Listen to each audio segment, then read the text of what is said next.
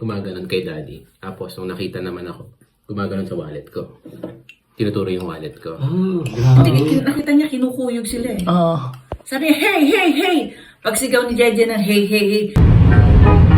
Let's explore the train. Sobrang bilis. Na-cancel yung train namin. Puntang Munich.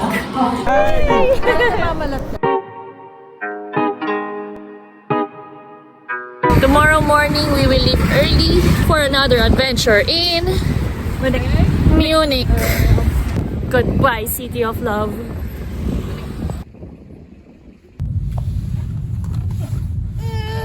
Huwag ka raw tumingin. Sa titingnan ah. Nagtitimpi lang yung bibig ko.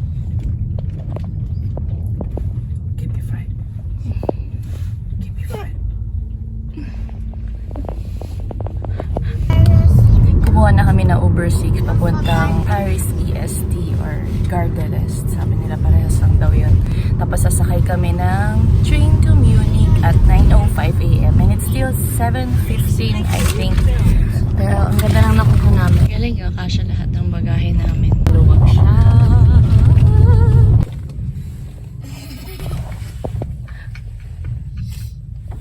And the seatbelt. I'll throw something in, Daddy.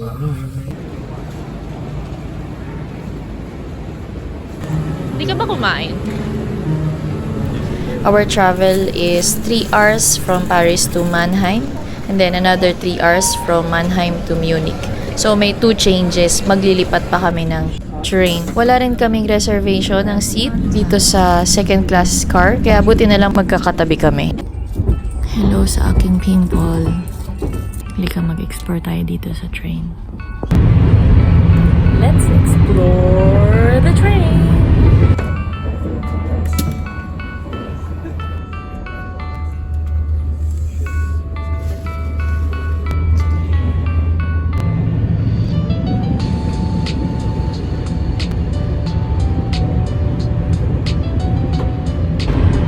Snowpiercer. Look. Sobrang bilis. Sabi ni Erwin, meron daw nursery dito. Feeling ko yung nursery, palitan lang ng diaper.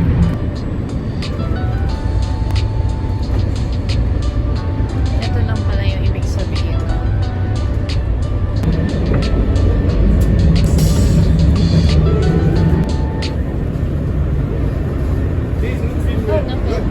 Ito yung nagalit si Kuya Tindero, akala niya binivideo ko siya, feeling.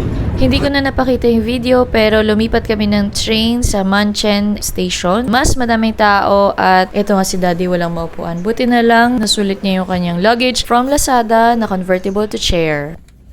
This is me doing the usual disinfecting of surfaces. So usually meron akong Lysol wet wipes, not sponsored by the way. And then eventually nagkaroon na rin kami ng seats na magkakasama kami. Hey everyone, we are inside the train.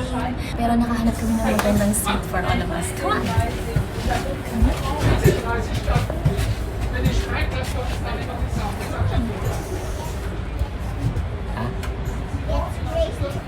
Nakahanap kami ng gantong napakagandang area dedicated to families with children. Meron talaga siyang door para you're secluded. Tapos meron ganitong laruan sa loob. And we will go around and I will go here again. It's race! Ha ha ha!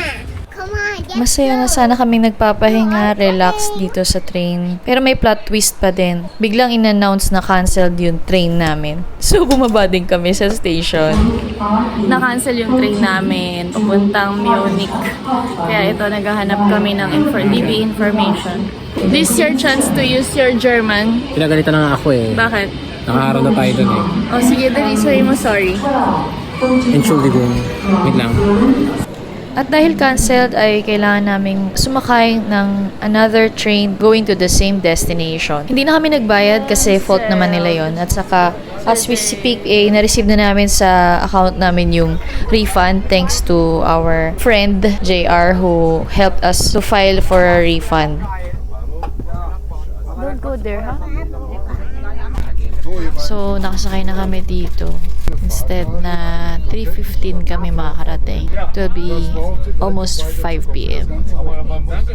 Yung train kanina, tahimik yung mga tao. Tapos ngayon nasa Germany na kami, napaka.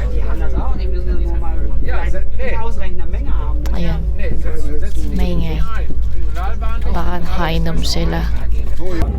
Oh, there's more punts there. What? There's more punts there. More ponds. Oh, and there's houses in the middle of the farm. Farm wide Because they have houses. houses. Their homes. You wanna go to their homes. What? They want Like to, our home. just like our homes. Ah. Smile!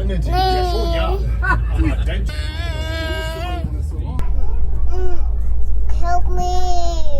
Help me heal. Help me heal, Daddy. Help me.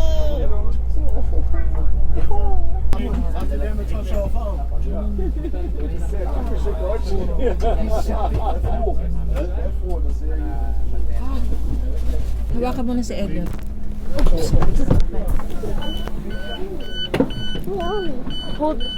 Hold on to mommy. I don't like to hold. Hold on to mommy. Elliot, tumigil ka, ha? There's a big gap. Okay, one. I will do it by myself.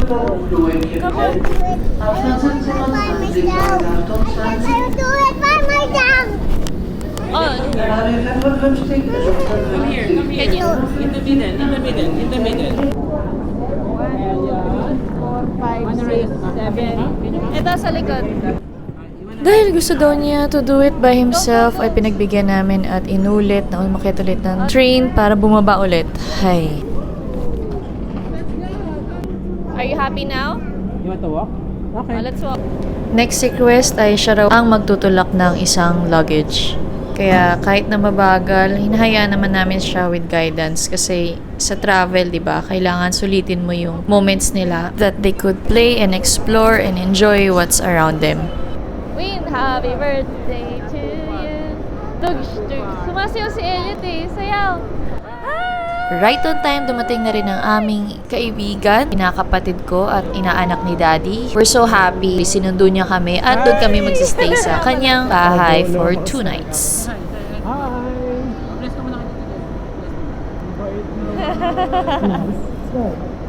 We are now in Germany. Pero sa Sunday pala, speaking of you. Basta pag gutom kakain yan. Alam mo ba nagbaon kami ng bigas? In the Philippines. Eto pa, nilibre niya pa kami ng 5-course dinner sa isang fine dining na Asian restaurant. Yum! Can we eat some more? Wow, and fire. Ice cream. The dinner was the perfect way to cap off a very hectic and tiring travel day. Oh, I will. The next day, special day because it's Erwin's birthday. Happy birthday to you. Good morning. We are here sa bahay ni JR. Hi. At may masarap na pagkain. Hi, morning. And it's the birthday Win's birthday. Maganda na po ako kagabi. ng... Pagkain si JR nagbayad. Sa Pilipinas kasi, Sorry. yun na kahapon ang date. During breakfast, napagkwentuhan namin kung paano kami muntika ng manakawan sa Paris. It was a very traumatic experience. Watch this.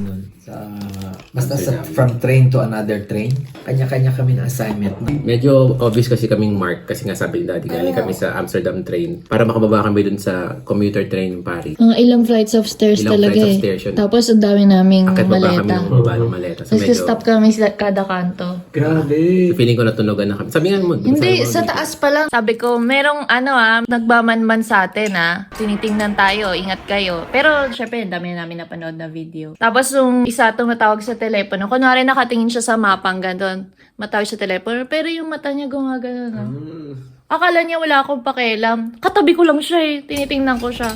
Yung pala tinatawagan na niya yung mga kasama niya. Eh, ang target talaga, perfect. 2 senior, may bata. Kanya-kanya kami ng assignment, no? Nauna sila, mga Ako, nauna pumasok yung babae sa at train. saka yung bata. I went to the right. Kami ni Erwin, parang bandang huli ba? Dalawang kamay ang may hawak eh. Dalawa rin, malaki rin sa kaliwa. Tapos mayroong sa kanan, may nakapatog pa.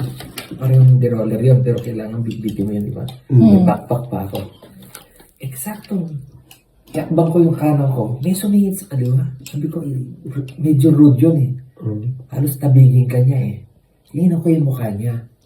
Hindi naman lumilingon. Parang may nagdi-deny na hindi siya, wala siyang pakialam. Eh di, ang daming tao sa likod namin, di ba?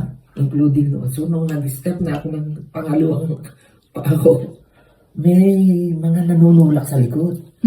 At saka, bumunod ako, siguro 4 at least. At ni-space na akong gano'n. At hindi naman lumalayo yung yung nasa ko. Oo, hindi gumagalaw. Excuse me. Talagang gano'n na ako eh.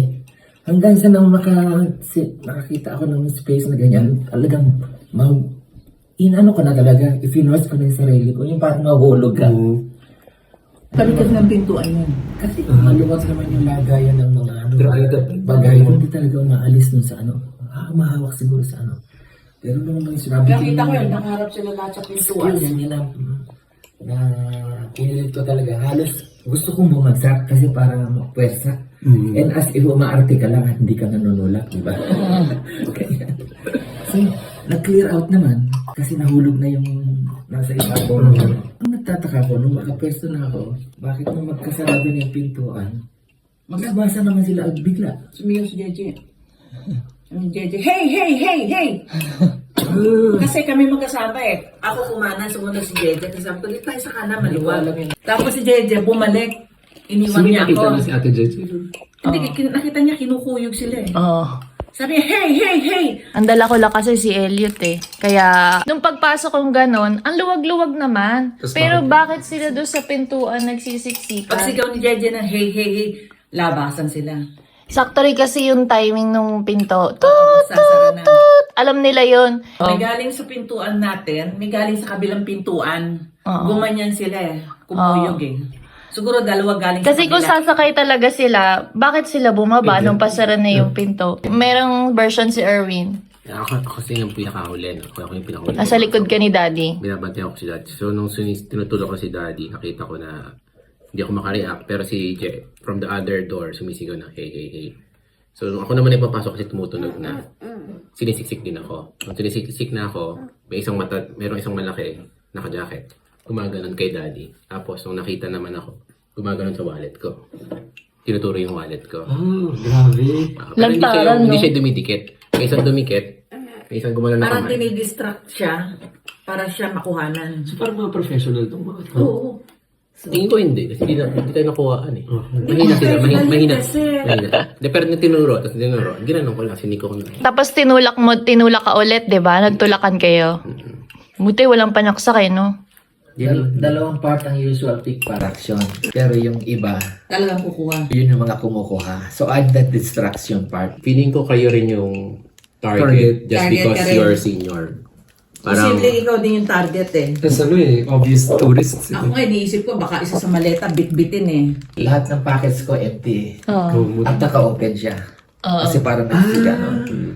Parang lalagyan niya ng kamay dahil mainit. At saka lalagyan ng mainit. Tsaka So, alam na namin yan eh. At peace ako dyan. Ang packet ko lang medyo malalim. Tsaka masikip. Cargo. Yun, nasuot niya. Hindi ko alam eh, nangyari. Nung sumigaw na si Jeje na, hey, hey! Napatingin ako, ano nangyari? Yun, nakita ko sila. Wala kaming ibang ipagyayabang kundi ang proteksyon ng Panginoon sa aming experience na ito sa Paris. Thank you, Lord. Stay tuned for more adventures in Munich. Thank you for watching.